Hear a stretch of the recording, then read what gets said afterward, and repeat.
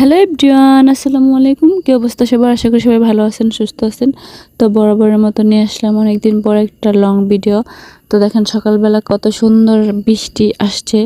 এই যে মিষ্টি বৃষ্টি আর মিষ্টি রোদ, তো দুইটার কম্বিনেশন এত সুন্দর ছিল, মানে ওয়েদারটা জোস। তো আমি তো এরকম ওয়েদারে চাচ্ছিলাম, এত গরমের মধ্যে কি টিকা যায়। দেখেন কীরকম রোদ উঠছে, আবার হচ্ছে বৃষ্টিও পড়ছে। তো এই বৃষ্টির মধ্যে খাইতে মন চাচ্ছে খিচুড়ি। তো আমি বৃষ্টির ভিডিওটা করছিলাম একটুখানি, তো বেশি করা হয় নাই। তো দেখেন যে বাইরে হাঁটতেছিলাম, আর যে গাছের পাতাগুলো ভিজে ভিজে আছে, মানে এত সুন্দর রোদ উঠছে বৃষ্টির পর।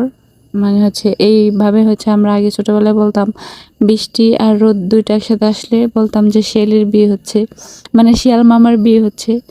তো ছোটোবেলা তো এখন চলে গেছে, বড় হয়ে গেছি। দেখেন যে আকাশটা একদম ঝকঝকে ক্লিয়ার। তো এই যে বৃষ্টি থেমে গেছে। এখন আমি যাব খিচুড়ি রান্না করতে, কারণ বৃষ্টি আসলেই খিচুড়ি রান্না করতে হয়। আর আমার ছেলে তাহাসিন, ও খুব পছন্দ করে খিচুড়ি। তো ওর জন্য এখন এই যে আমি হচ্ছে প্লার চাল দিয়ে আর হচ্ছে মসুরের ডাল দিয়ে এখানে সব বাটা, জিরে বাটা, আদা বাটা, রসুন বাটা, তেজপাতা, এলাচ, দারচিনি আর একটু হলুদ দিয়ে এখন সুন্দর মতো এটা মাখায় খিচুড়িটা কুকারে দিয়ে দেবো হওয়ার জন্য।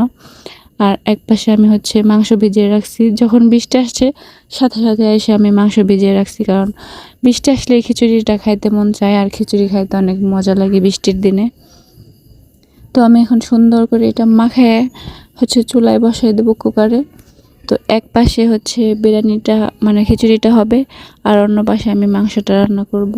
যারা আমার ভিডিওগুলো রেগুলার দেখেন তাদেরকে অসংখ্য ধন্যবাদ। আপনাদের কমেন্ট পাইলে আমার অনেক ভালো লাগে, ভিডিও করার ইচ্ছা অনেক বেড়ে যায়, তারপর হচ্ছে আগ্রহটাও বেড়ে যায়। আপনারা যারা সাপোর্ট করেন আমাকে, আপনাদের সাপোর্ট ছাড়া আর ভালোবাসা ছাড়া তো এগিয়ে যাওয়া সম্ভব না। তো আপনারা বেশি বেশি ভালোবাসা দিবেন। তো এখন আমি এখানে হচ্ছে মাংসটা রান্না করবো। তো আজকে এই পর্যন্তই আমার একটা মিনি ব্লগ ছিল। আপনারা যারা দেখছেন এতক্ষণ তাদের অসংখ্য ধন্যবাদ।